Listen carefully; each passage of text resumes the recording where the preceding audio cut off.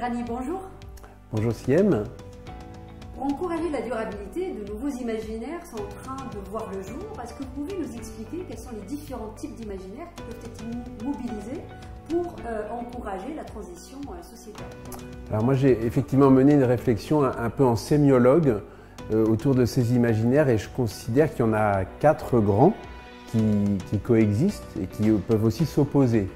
Le premier, on l'appelle volontiers technosolutionniste, c'est-à-dire au fond l'espèce humaine va trouver des ressources dans son savoir technologique à travers la science pour produire des solutions et son modèle c'est celui de la substitution. Donc l'idée c'est qu'on va passer des énergies fossiles à de nouvelles énergies ou à des énergies non fossiles comme le nucléaire ou comme l'éolien ou comme le solaire.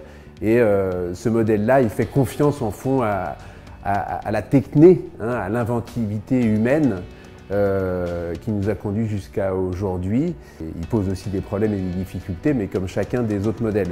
Et en face de ce modèle technosolutionniste, il y en a un autre qui est celui de la sobriété, voire de la décroissance. C'est-à-dire, c'est l'idée d'accepter qu'il y a des limites naturelles, qu'on est en train de les franchir et que donc là, le paradigme de ce modèle-là, c'est plutôt la diminution de la consommation. Alors évidemment, sobriété, c'est moins dur comme mot que décroissance, mais derrière, il y a l'idée qu'il faut aller vers du moins.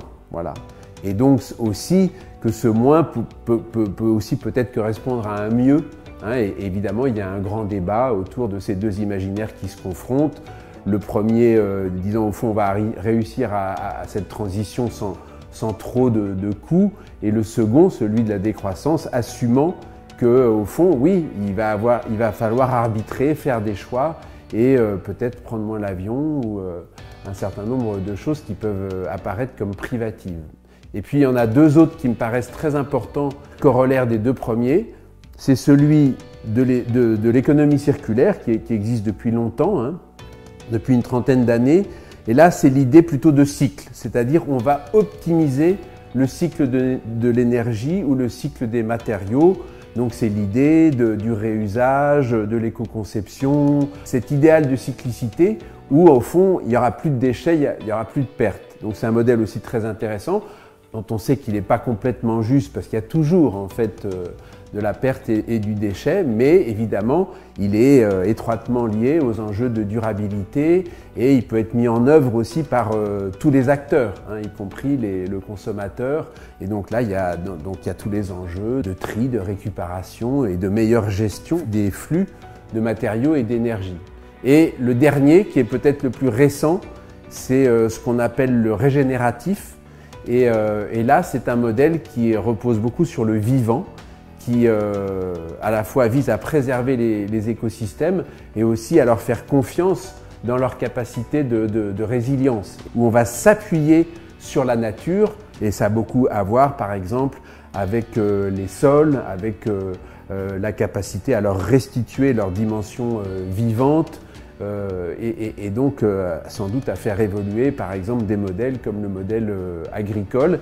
Et donc on a 4 grands modèles, 2 modèles plutôt du côté de la technosolutionnisme et économie circulaire, et 2 modèles plutôt orientés du côté de la nature, de la physis comme disaient les Grecs, qui sont le modèle de la sobriété parce qu'il prend en compte les limites naturelles, et le modèle du régénératif parce qu'il vise au fond à tenir compte et à s'inspirer des écosystèmes dont à la fois nous sommes partie prenante et que nous mettons en risque.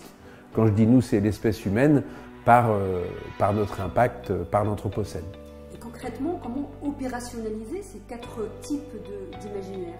Alors, la première chose, c'est d'accepter qu'il y en a plusieurs et les faire dialoguer entre eux.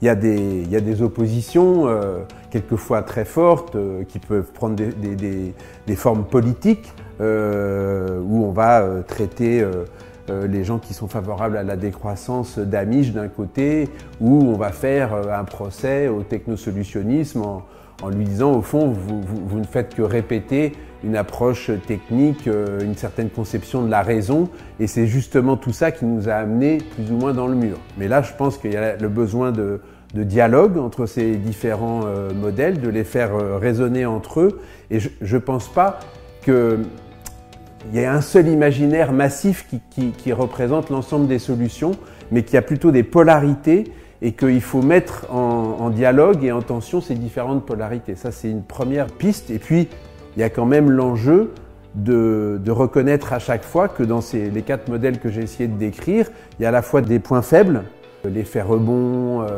la décroissance, oui, c'est très bien, mais sur qui va-t-elle peser, sachant qu'il y a des gens qui aspirent à une logique de croissance et c'est légitime, avec tous les problèmes sociaux que ça pose, ou le régénératif, c'est un modèle qui fonctionne bien quand on a affaire à des écosystèmes, à du vivant, mais est-ce qu'il peut s'appliquer de manière globale à la société? Donc il faut accepter les points faibles qui peuvent poser question sur chacun de ces modèles, les faire dialoguer entre eux et être capable de les orienter positivement aussi pour les individus. Selon vous, qu'est-ce qui pourrait favoriser le succès de ces imaginaires auprès de la cible?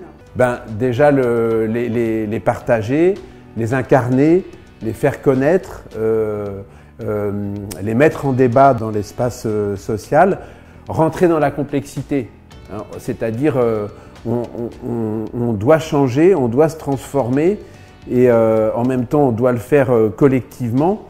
L'ensemble des acteurs, consommateurs, puissance publique nationale ou supranationale, acteurs économiques, entreprises et marques. Et je crois qu'une des solutions, c'est d'aller vers un vaste dialogue démocratique autour de ces enjeux, d'une part, et d'autre part, d'être capable de montrer que derrière, il y a un ou des modèles de société intéressants, aspirationnels, dans lequel les enjeux de relations humaines, de qualité de vie, de santé, de bien-être peuvent trouver de nouvelles formulations susceptibles d'attirer les gens. Si on est uniquement dans le privatif, il y a quelque chose qui ne fonctionne pas. Et d'ailleurs, dans le modèle de la sobriété ou de la décroissance, il y a l'idée de construire de la valeur, du bien-être, du plaisir d'être au monde de façon un peu différente que par exemple dans la consommation un peu systématique et excessive de biens. Merci beaucoup. Merci à vous.